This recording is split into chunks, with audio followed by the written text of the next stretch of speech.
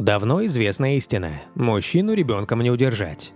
Примеров этим словам масса. И не только в обычной жизни папы уходят от беременных жен, или в тот момент, когда ребенок совсем маленький. Знаменитости также могут стать отрицательным примером. Красивый актер, любимец женщин Данила Козловский, несколько лет жил гражданским браком с моделью Ольгой Зуевой.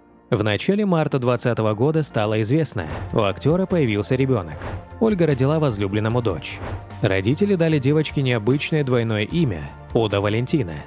Ольга после родов осталась жить в Америке в Нью-Йорке, а Данила вернулся в Россию, чтобы закончить начатые проекты. Прошло всего несколько месяцев, и стало известно – актер ушел от матери своего ребенка. Ходят слухи, что Козловский встречается с актрисой Оксаной Акиньшиной. Но в последнее время уже ни у кого не осталось сомнений. Как бы актеры ни пытались отрицать очевидное, у них не получается. Ольга Зуева решила не возвращаться на родину после родов и живет в Америке. Складывается впечатление, что у Тимати одна и та же схема. Как только любимая рожает ему ребенка, рэпер сразу же уходит. Так было в случае с Аленой Шишковой, а затем с Анастасией Решетовой. В 2014 году Алена и Тимати стали родителями. У них родилась девочка Алиса. Появление общего ребенка не уберегло пару от расставания. Тимати активно участвует в жизни дочери. Большую часть времени девочка проводит с бабушкой Симоной Юнусовой. Мать рэпера уважительно относится к Алене и неоднократно заявляла, что у детей должны быть мама и папа, поэтому бывшая жена – частая гостья в доме Юнусовых. После разлуки с Шишковой у певца начался роман с моделью Анастасией Решетовой. 16 октября 2019 года она родила Тимати сына Ратмира. К сожалению, даже сыну не удалось скрепить отношения пары. 11 сентября 2020 стало известно, что Тимати и Анастасия расстались. Поговаривают, что Алена и Анастасия и сейчас не могут устроить свою личную жизнь, так как рэпер им просто этого не позволяет.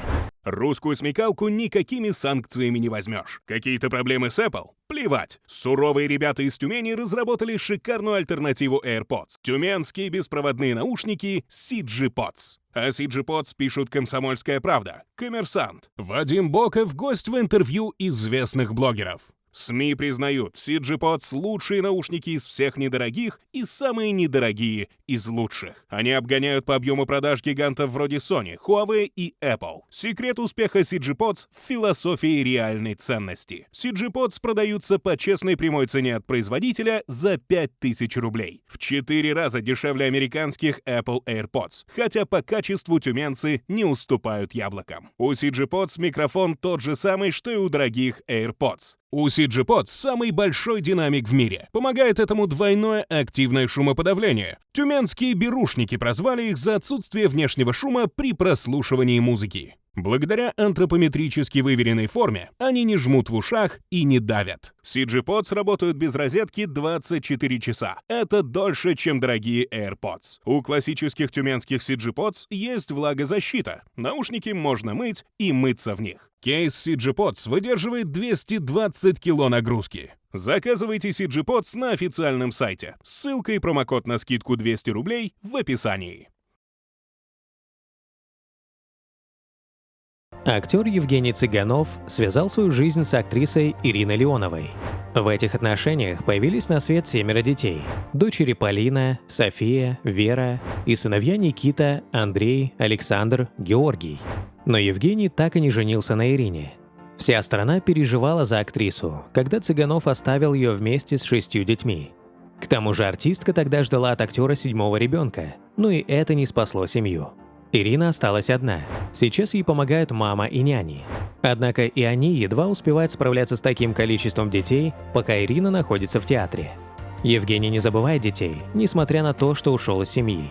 Они хорошо общаются, встречаются, а также артист помогает детям материально. 44-летний актер заверил, что и в будущем продолжит поддерживать бывшую жену и 7 детей от нее. В 2014 году Цыганов начал жить с Юлией Снегирь, а она в скором времени родила ему сына Федора. 4 года назад Евгений заключил с Юлией брак.